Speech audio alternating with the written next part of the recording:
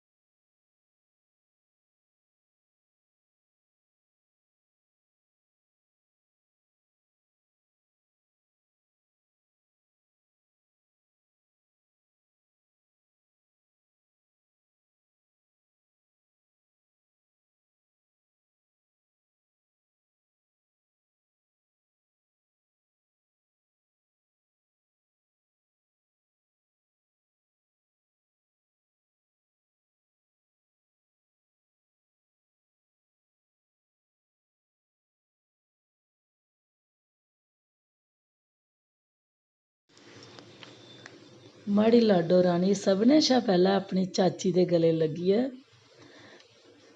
ते मासियें माम्में कन्नै मिला करदी ऐ ते माड़े जोआई राजा डाक्टर नरेंद्र पाल होर बड्डें दे पैर बंदियै उं'दा आशीर्वाद लै करदे न। माड़ा गला अज्ज बड़ा गै खराब होई गेदा ऐ मेरे शा बिल्कुल बी बोलन निं होआ करदा ऐ।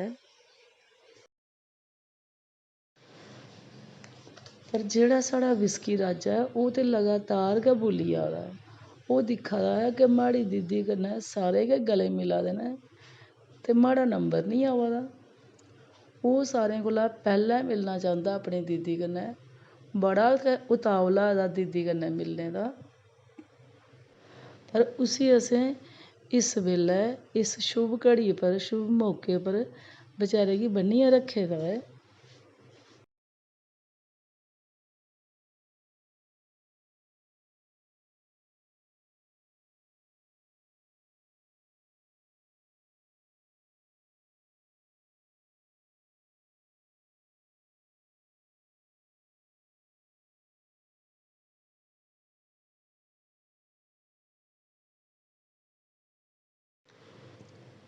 एह् दिक्खो विस्की राजा कि'यां अपनी दीदी दे गले लग्गी गेदा ऐ।